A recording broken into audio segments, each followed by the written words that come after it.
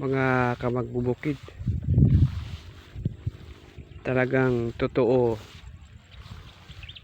ang kasabihan na kapag may itinanim ay may aanihin, may ilalaga ka pa. O, di ba? Ito yung mga tanim na mais sa kalapit ng bukid namin.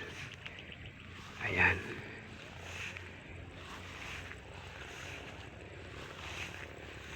Ito yung makikita mo nyo dito sa bukid. Mga ganito, mga pananim. Walang inaaksayang lupa dito. Kasi sayang ang lupa kapag wala kang itatanim. Pag wala kang itananim, talagang wala kang aanihin. Ito, oh. Oh. Baka mga 10 days pa aanihin na ito ng may-ari. Yan.